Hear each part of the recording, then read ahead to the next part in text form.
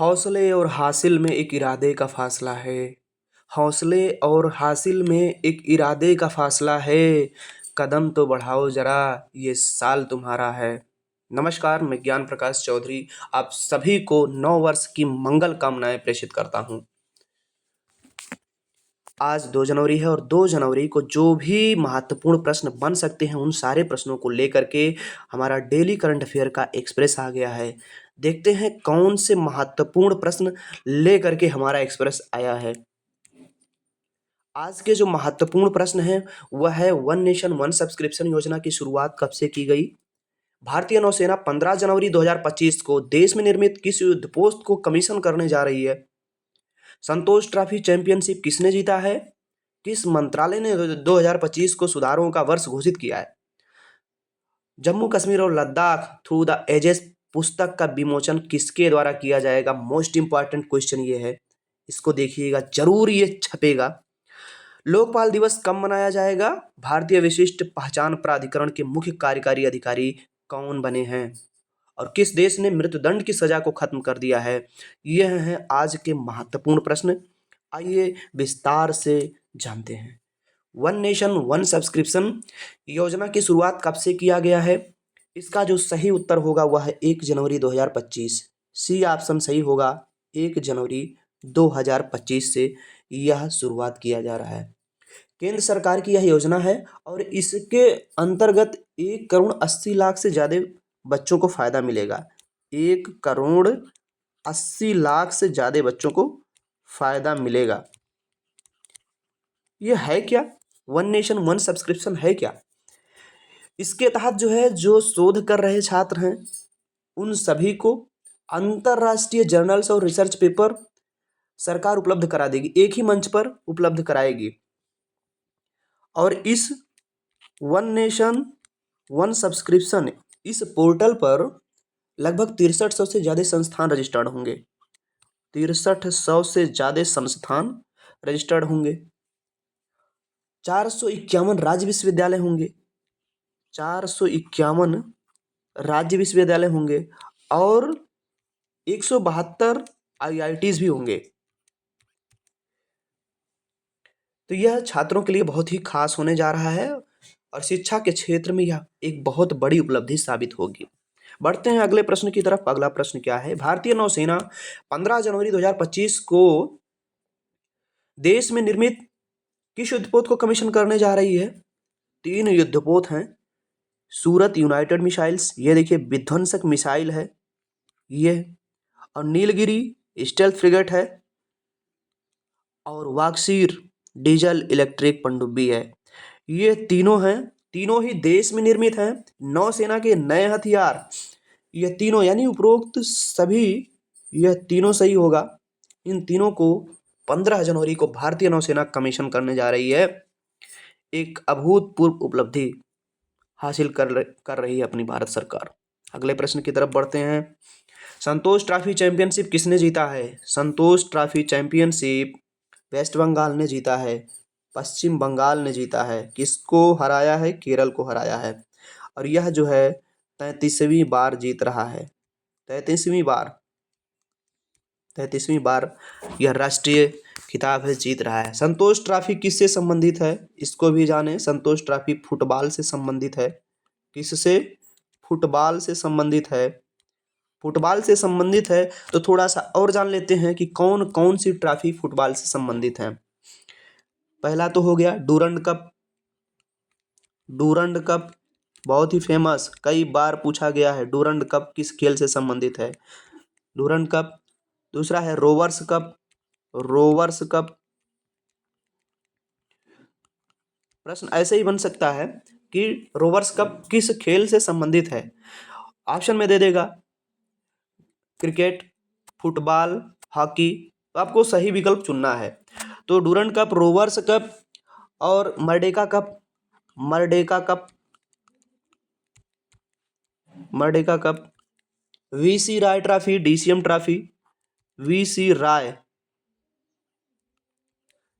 Trophy और DCM trophy, ये जो है फुटबॉल से संबंधित है। सारी ट्रॉफियां फुटबॉल से संबंधित हैं। फुटबॉल में कितने खिलाड़ी होते हैं? हर एक टीम में 11-11 खिलाड़ी होते हैं। फुटबॉल कहाँ खेला जाता है, किस पिच पर खेला जाता है? जो खेलने का मैदान इसका है उसे फील्ड कहते हैं। क्या कहते हैं? फील्ड। क्रिकेट कहाँ खेला जाता है? कमेंट करके बताइएगा किस मैदान पर क्रिकेट खेला जाता है। तो 11-11 खिलाड़ी होते हैं। Durand cup, Rovers cup, Merdeka cup, VC Roy cup और डीसीएम कप ये फुटबॉल से ही संबंधित है। फुटबॉल किन देशों का राष्ट्रीय खेल है? रूस, फ्रांस, ब्राजील। रूस, फ्रांस, ब्राजील इसका राष्ट्रीय खेल है, इसलिए बहुत ही इंपॉर्टेंट हो जाता है। बढ़ते हैं अगले प्रश्न की तरफ, देखते हैं अगला प्रश्न। किस मंत्रालय ने 2025 को सुधारों का वर्ष घोषित किया है? किस मंत्रालय ने सुधारों का वर्ष घोषित किया है? ये रक्षा मंत्रालय है। कौन सा मंत्रालय है? रक्षा मंत्रालय सुधारों का वर्ष घोषित किया है 2025 को। जम्मू और Kashmir Ladakh through the ages पुस्तक का विमोचन किसके द्वारा किया जाएगा? मोस्ट इंपॉर्टेंट क्वेश्चन है। अमित शाह जी हैं। देखिए इनका फोटो लिखा हुआ, फोटो लगा है कि book release function Jammu and Kashmir and Ladakh, ये हैं अमित शाह जी। अमित शाह जी, इनके द्वारा इस पुस्तक का विमोचन किया जाएगा। इनके और यह पुस्तक जो है नई दिल्ली में 2 जनवरी को 2 भाषाओं में, हिंदी और अंग्रेजी में 2 जनवरी को, यानी आज 2 जनवरी को 2 जनवरी को इसका विमोचन हो रहा है। 2 भाषाओं में है, हिंदी और अंग्रेजी। हिंदी और इंग्लिश 2 भाषाओं में है। अगले प्रश्न की तरफ बढ़ते हैं। अगला प्रश्न क्या है? भारतीय विशिष्ट पहचान प्राधिकरण UIDAI के मुख्य कार्यकारी अधिकारी यानी CEO कौन बने हैं? इसका जो उत्तर होगा वह है श्री भुवनेश कुमार जी। सी ऑप्शन सही होगा, श्री भुवनेश कुमार। श्री भुवनेश कुमार जी UIDAI के मुख्य कार्यकारी अधिकारी बने हैं। ये 1995 बैच के IAS अधिकारी हैं। किस बैच के? 1995 बैच के हैं IAS अधिकारी, उत्तर प्रदेश कैडर के हैं। बढ़ते हैं अगले प्रश्न की तरफ, देखते हैं अगला प्रश्न क्या है। लोकपाल दिवस कब मनाया जाएगा? लोकपाल दिवस कब मनाया जा रहा है? बहुत ही महत्वपूर्ण है लोकपाल दिवस। लोकपाल दिवस 16 जनवरी को मनाया जाएगा। कब मनाया जाएगा? 16 जनवरी। इसमें बी ऑप्शन सही होगा।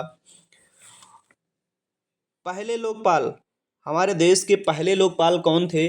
न्यायमूर्ति पिनाकी चंद्र घोष। कौन हुए थे पहले?